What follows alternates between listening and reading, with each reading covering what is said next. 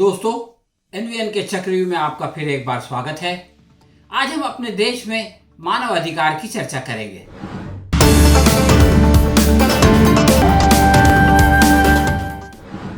दोस्तों, क्या आप जानते हैं कि भारत में एक राष्ट्रीय मानव अधिकार आयोग यानी NHRC भी है। जिस देश में मानव अधिकार का कोई सम्मान न हो, उसके अंदर इस आयोग का क्या काम।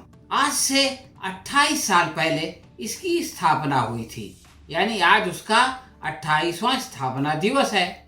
अब इस अवसर पर कुछ और हो न हो, प्रधानमंत्री नरेंद्र मोदी का भाषण तो होना ही होना है। तो उन्होंने कोरोना के प्रोटोकॉल का ख्याल करते हुए अपने घर में बैठकर वीडियो कॉन्फ्रेंसिंग के माध्यम से तमाम लोगों को संबोधित किया, बल्कि सारे देश को संबोधित किया। आगे बढ़ने से पहले उनके भाषण के 2 वाक्य आप भी सुनिए। एक ऐसे समय में जब पूरी दुनिया विश्व युद्ध की हिंसा में झुलस रही थी, भारत ने पूरे विश्व को अधिकार और अहिंसा का मार्ग सुझाया। हमारे पूज्य बापू को देश ही नहीं बल्कि पूरा विश्व मानव अधिकारों और मानवीय मूल्यों के प्रतीक के रूप में देखता है। हाँ, तो दोस्तों, आपने सुना, प्रधानमंत्री कह रहे थे कि एक ऐसे समय में जब पूरी दुनिया विश्व युद्ध के हिंसा में झुलस रही थी, भारत ने पूरे विश्व को अधिकार और अहिंसा का मार्ग सुझाया। हमारे बापू को देश ही नहीं बल्कि पूरा विश्व मानव अधिकारों और मानवीय मूल्यों के प्रतीक के रूप में देखता है। ये बात सही है, मगर प्रश्न ये है कि बापू को तो वो जैसे भी देखता है, हमें कैसे देखता है, यानी आज के संदर्भ में भारत को कैसे देखा जाता है। इस सच्चाई को जानने के लिए ये वीडियो देखें। असम के दरंग जिले में 3 नंबर धौलपुर गांव में अवैध अतिक्रमण के खिलाफ अभियान में सैकड़ों लोगों के सिर से छत छिन गई। इससे पहले प्रशासन ने 20 सितंबर को यहां के 1 नंबर और 2 नंबर धौलपुर गांव से लगभग 4500 बीघा जमीन खाली करवाई थी। আমি ফার্স্টত কিরাকাটা আসিল, কিরাকাটা থেকে নদী মাটি ভেঙে নিয়ে গেল। এই জায়গায় এসে 3 পোয়া মাটি 3 কাটা মাটি কিনে ঘর বানায় এখানে আসি। এখন সরকারে আঙ্গুরে উচ্ছেদ করে দিব, আমরা সরকারি মাটিতে আছি। কিন্তু আমি এই জায়গায় 83 ভোট দিছি। 83 পর 83 থেকে যে ডকুমেন্ট ব্যক্তি আমার কাছে আছে, আমার কোনো জায়গায় যাবার ঠাই নাই। মরিলে আমার এখানেই মরণ হবো, থাকলেও আমার এখানেই থাকা না। असम सरकार के इस बेदखली अभियान से कम 800 परिवार बेघर हुए हैं। बेघर हुए लोगों का दावा है कि वे भारतीय नागरिक हैं और सालों से इस ज़मीन पर बसे हैं। असम सरकार के इस अवैध अतिक्रमण हटाओ अभियान में प्रभावित होने वाले सभी लोग बंगाली मूल के मुसलमान हैं। घर জ্বালায় দিছে আমার বস্তু বাহিনী থুইছিলাম ক্ষেতের মধ্যে। 3টা খাট, 3টা সাইকেল, 3টা ঘর আমার এলা সব জ্বালায় দিছে। তারপরে পাট বেচাটা আসছিল 25,000 হেরিয়ে জ্বালায় দিছে।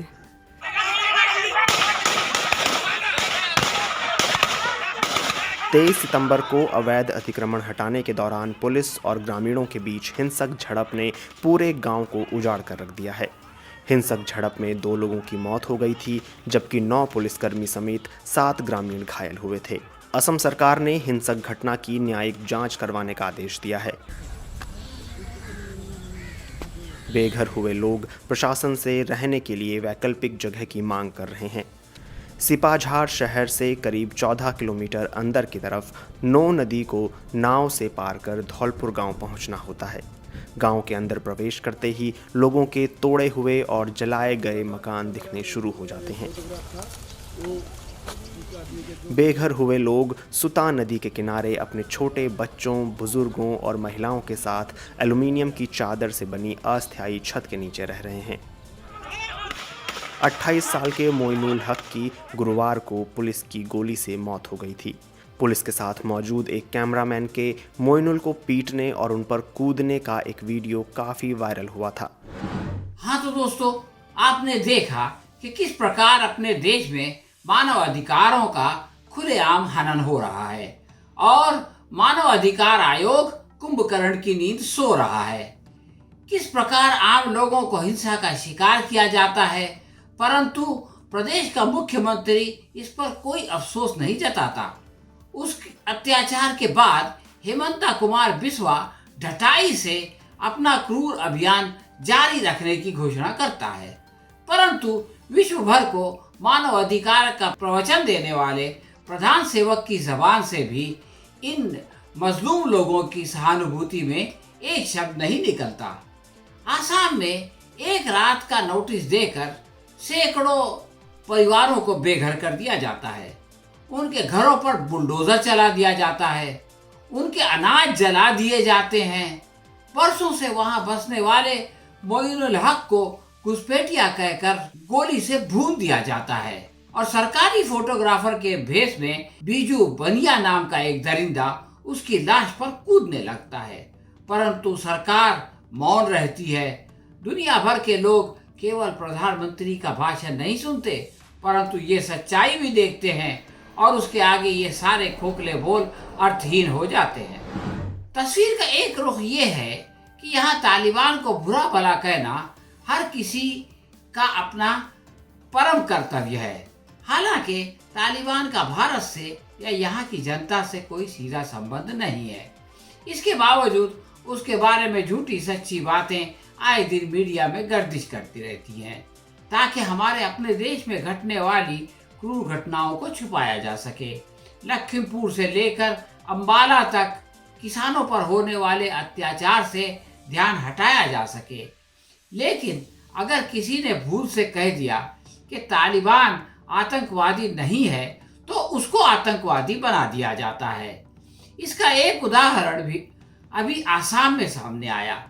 मकबूल आलम ने फेसबुक पर सिर्फ इतना लिखा कि अफगानिस्तान में तालिबान आतंकवादी नहीं है।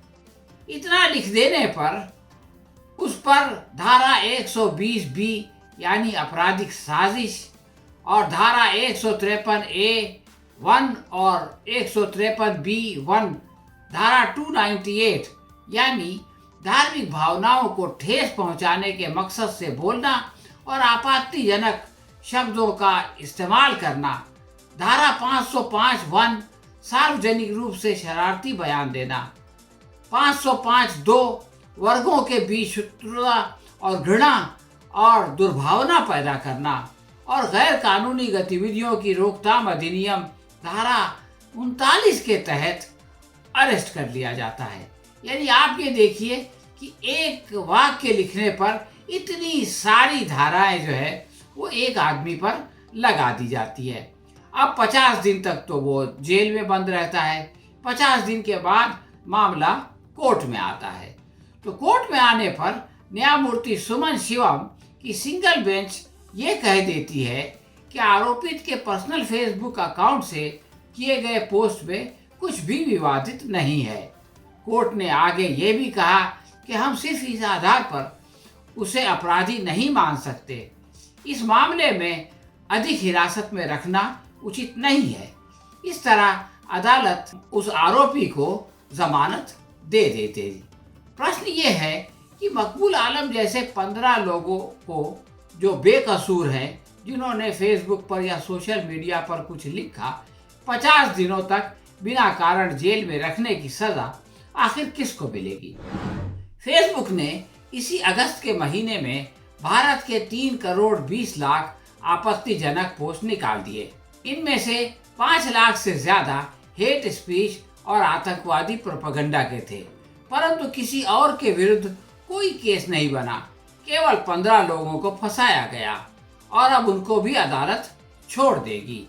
इस परिप्रेक्ष्य में मोदी जी के भाषण का ये भाग सुने। महान आदर्शों को, संस्कारों को लेकर, विचारों को लेकर चलने वाला देश है। आत्मवत् सर्वभूतेषु यानी जैसा मैं हूं वैसे ही सभी मनुष्य हैं। मानव मानव में, जीव जीव में भेद नहीं है। जब हम इस विचार को स्वीकार करते हैं तो हर तरह की खाई भर जाती है। तमाम विविधताओं के बावजूद भारत के जनमानस ने इस विचार को हजारों सालों में जीवंत बनाए रखा। इसलिए सैकड़ों वर्षों की गुलामी के बाद भारत जब आजाद हुआ तो हमारे संविधान द्वारा की गई समानता और मौलिक अधिकारों की घोषणा उतनी ही सहजता से स्वीकार हुई। दोस्तों, आपने सुना अपने भाषण में प्रधान सेवक जिस समानता की बात करते हैं, हकीकत में उसकी किस तरह से धज्जियां उड़ाई जाती हैं। तो उनको इस प्रश्न का जवाब देना होगा कि ऐसा क्यों होता है। क्या विश्व के सामने फिलहाल मानव अधिकार की यही छवि पेश की जा रही है?